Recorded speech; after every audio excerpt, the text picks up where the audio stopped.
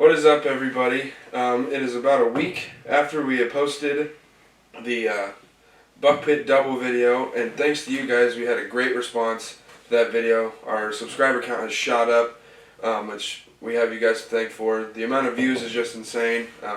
We had a great response by all you guys from that video, and we can't thank you enough for it. But back a few months ago, we promised a giveaway once we hit 250, 500, and 1,000 subscribers, and we soared past 250, and we're well on our way to 500 right now. So we're gonna do that giveaway for 250. The deal is, you just in this video down in the comment section, we're gonna have you comment your name with the hashtag Rack Trackers, and we'll give you 2 weeks to do that. What's the date today? It is the 11th. The 11th? Veterans Day, yep. Okay. Alright, on the 25th of November. Okay, quick correction, because I was being dumb and not thinking about it, but we will post this video on the 13th, and we'll give you until the 27th, the day after Thanksgiving, to get your name commented on this video, and with the hashtag Rack Trackers. So, 27th is the final date. That is when we will announce the winner. So, correction there. Sorry, wasn't thinking, but there you have it. And the prize, sorry, I've skipped over that part. The prize will be any hat, specifically a hat that you want from our merch store. You Either be like this one, like that. Just normal snapback. Be one of these. We also added some new stuff, some unstructured hats. We'll show you some of that over top of this video, but we have unstructured hats, mesh back, like ball caps, and then we have those regular trucker hats like what Jason just showed you. And this is my new personal favorite, the Carhartt beanie. Yeah, those are awesome. Yeah. I really want to get one of those. Yeah. Those are sweet. But if you want to, you can go ahead and check that stuff out yourself and go ahead and purchase some. We added a bunch of new stuff, like we mentioned back a couple videos back. We got new stuff for women's apparel. We got onesies for kids. A bunch of new stuff. The stickers are on there. Yeah, we got the window decals. But aside from that, Shay and I went out. We had our last day of vacation. We took a week off of work, and this is our last day for the both of us for vacation. So we went out and we had a pretty exciting hunt, and we'll just hop right on into that right now. I'll let Shay kind of give you the rundown of what was going on and where we went with this hunt. So if you want to let them know what happened. Yeah, we'll get into it. So, if you've been following us at all, then you've seen last year our hunting at a place that we call the Promised Land. It was a place that we got lucky and got into last year, and then it led to some awesome times with Luke killing a nice buck, and it led to some harder times, which led to the video of the Saga Frank, which is also on our channel. So anyways, it's a property that it holds a lot of good deer, a lot of big deer. So we haven't been in there as much this year because we got into a property, somewhere else, and it was something that we really got in. It worked out great. It's been a great property for us. But anyway, me and Joe decided this day that it would be a good place to go try and kind of give the other places a break.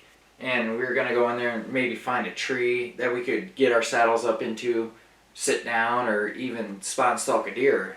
And one thing that I would like to add, like the reason we're even doing this, narrating over this video, is because that day the winds were ridiculously high. I think it was like consistent 30-mile-an-hour winds or something so like that. Nuts, yeah. And we found out later when we came home, you really couldn't, you couldn't hear us talking at all.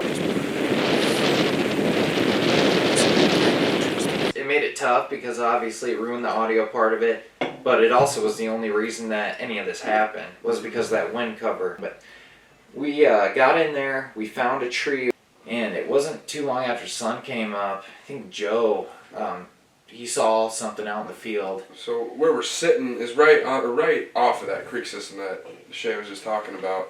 And then there's just ag field, and then there's terrace, ag field, terrace, and up above that first terrace, and right in the middle of the field, I just see this mass that, unmistakably, it had to have been a deer. kind of second guess myself just because I do that a lot in the woods. I'm sure everybody else does, but That's tough. Yeah. you look out there, you see something that looks like a deer, and I'm looking at it, and I'm like, that has to be a deer, but there's no way we snuck in here without it seeing us. But we get out there, like Shay said, sun comes up, we look out, and sure enough, he gets the binos on him, and he's like, oh yeah, that's a deer. And at first he couldn't tell like what it was. He thought it might have just been a doe, but it got a little bit brighter outside, and he looks at it and he's like, Joe, that's a big buck. And I finally get all settled in that tree, and I'm able to get the camera out and look at him. And he was a deer that, I mean, Shay looked at, he's like, oh yeah, I'd shoot him. So had he not decided to bump that doe and go up above that second terrace, which right here, you can barely see his antlers in this video, and I could see that he had laid down, and he couldn't have been more than 40-50 yards from the edge of that terrace. So nonetheless, I had a good idea of where this deer was, and Shay and we decided to get down, and we make a plan, and we decide to kind of use the terrain as cover, and obviously the wind, and we had a pretty good path to get to this deer before, so he couldn't see us. So we start our walk, and we just keep on sneaking. We had to actually, once we got up above this first terrace, we had to go ahead and crawl the entire width of this second field where he was, the second field where he was laying. It's I don't know if it shows it here, but it's kind of funny because, like I said, I've never stalked a deer, but it seemed like Joe done it a million times. I was going to start basically running across this field, and Joe's like, dude, we got to crawl. Yeah, and we eventually made it up there, and then we popped up into this grass, and I think you spotted them first. I don't know if you saw the buck or the doe. I thought I was going to peek through this grass, and I had no idea where the deer were. Joe had a way better idea, and I thought we were going to peek through, and they'd be way out there in the field, and it was crazy because we peeked through, and I'm looking, and all of a sudden I realized these deer are they're right there. I mean, within 50 yards. I bet they were maybe 40, 45 yards. Yeah. Would you agree with that, or do you think they couldn't have been much more than that? They weren't that far, and it was just like all of a sudden it goes from, oh, we're gonna go stalk these deer to, holy crap, this buck's right there, Yeah. And that's kind of where this is. And I had a pretty tough time getting the camera on him through this thick grass, which added to our advantages here because they definitely couldn't see us. And we got to this spot, and actually we were talking to each other a little bit, and we decided that maybe this isn't the best, we're not tactically positioned well enough, so we're just a little to the south from being straight in line with them north to south, and that wind being directly out of the north. Our wind was no concern, but we were a little to the south, so basically we were looking kind of northwest at the deer. So we decided to, it couldn't have been more than 20 yards that we moved. We just shuffled on over. We scooted back down the terrace, and then used it as cover again. Stayed low, walked 20 yards, and then came back, poked back up, and got the camera on this deer.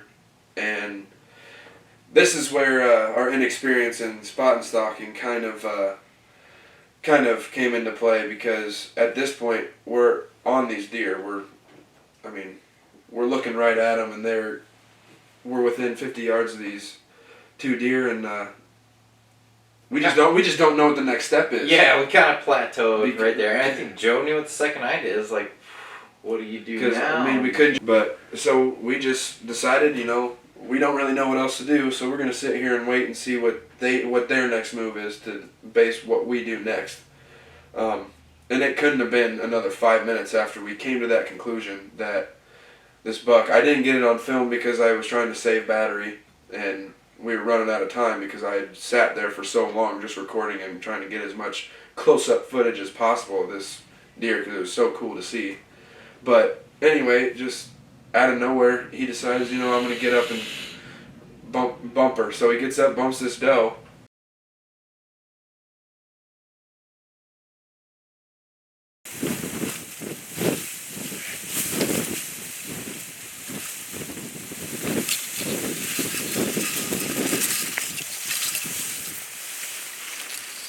He ran down that hill. Alright, hey. I don't know where he went.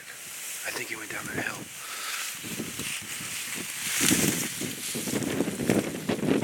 Shay.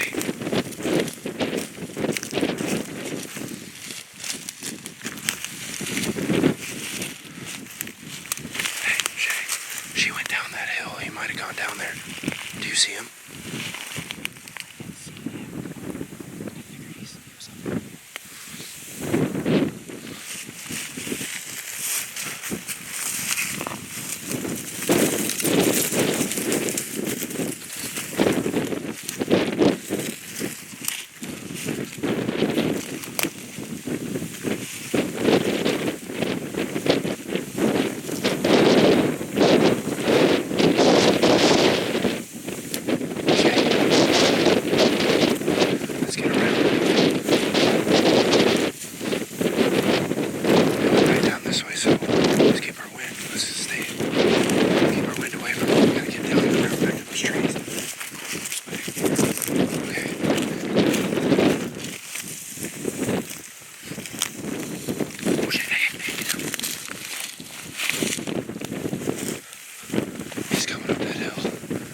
At this point, Shay wasn't ready. I mean, this deer was looking right at us, and Is there video of that? yeah, we can look at that real quick. This is where things kind of got real wild. Yeah. That's a 140-inch buck, 140s. And then he just got real curious, and he just kept on coming. And like I said, so at this point is what I was skipping ahead to. Basically, is Shay was not ready. Like, we did not know what to do, and he was looking at us the whole time. So Shay didn't have your bow drawn, and this being a new situation for us, we didn't know like when to draw the bow back. So he's looking at us, and we're just sitting there waiting. And he, right here, you can see, as we're sitting there waiting for the right time to draw back, he starts walking towards us, looking at us all the while, and he probably got close to coming within under 40. Yeah, I think he was about 40, 35 right in there. And I messed up with the camera again.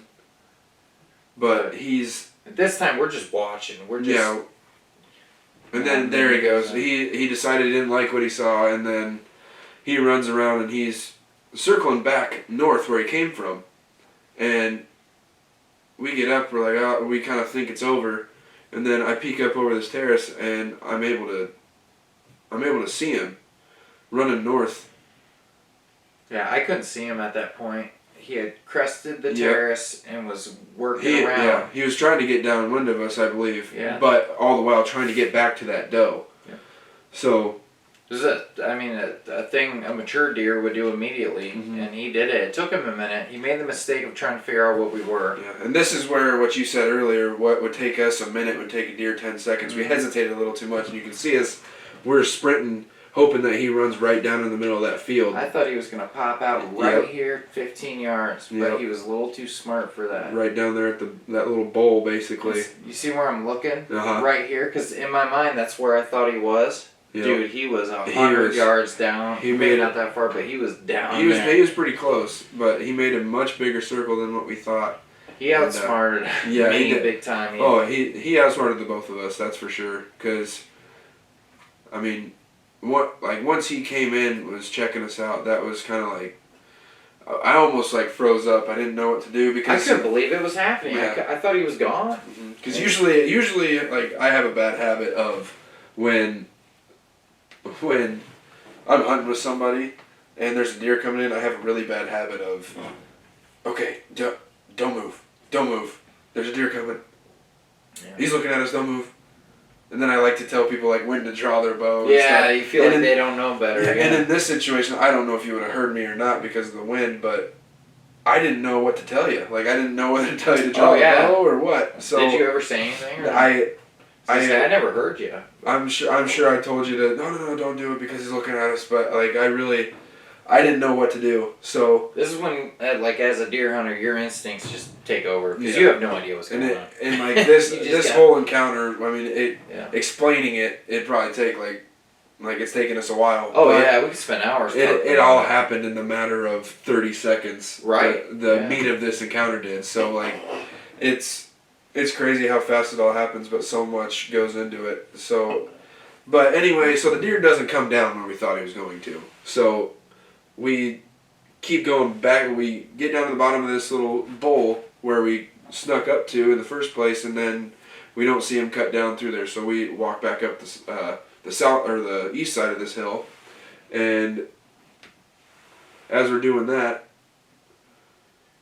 we're both looking in the wrong place, but we do end up seeing him over there, probably pretty close to 100 yards, and he got right downwind of us, and he took off for the last time. That's the last we saw of him, and it kind of sucked, but like, it was such a cool encounter. For me, it's the first time I've ever been in that situation, and I mean, it was a good learning experience for me. I enjoyed the whole thing. Like, I wasn't even upset when, right at this point, when I know it's over. Mm-hmm. Just because I'd never been in that situation before. And honestly, when we got down from that tree to go stalk those deer, every instance I've had of even coming close to doing something like that, we would have got up on that terrace and those deer would have been gone. Yep. Because like being a shotgun hunter, that's usually how it goes. Mm-hmm. They're a little more alert than running but away from a bunch of people. The wind and everything, it just worked out, and it was so cool to get in that terrace and you peel open the weeds and those deer were so close. Oh yeah, that's something I have never seen before. That's a whole new experience for me hunting. And it was close. It could have happened right there. You know, it's just with hunting like that, it can. I don't know. It can be so close to whether you kill the deer or you don't. It's just it's a matter of seconds, and one little thing can change it all. But here's where you guys come in, because obviously something we did wasn't quite right. So if you guys have any advice for us, go ahead and tell us what we did wrong. Tell us what we need to do better. Yeah. I think we have a pretty good idea of some things we could have done a little differently. But you got some tips and pointers, go ahead and let us know, because we're always open to learning from you guys or from anybody. So let us know what you guys think. And again, don't forget about the giveaway. We're giving you guys until the 25th. Comment your name, #RackTrackers, and then whoever gets drawn wins.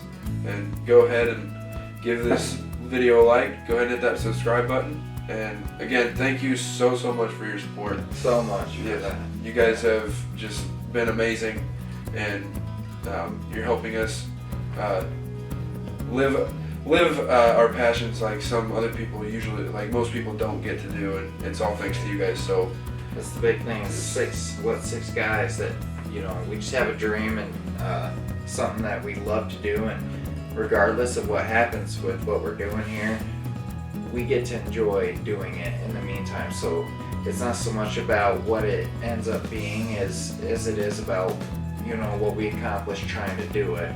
And we've made some great friendships and had such amazing times doing this, and we appreciate all the views and everyone that supports us and continues to support us as we keep trying to kill deer. Oh yeah, all the success that we have, it's completely dependent on you guys, and you guys have done a rock solid job of just responding and giving us the feedback and views and hitting that subscribe button. Yeah, that's been great. You guys have done amazing, and we can't thank you enough. So again, giveaway, like and subscribe, share all that stuff. Go ahead and give it a thumbs up.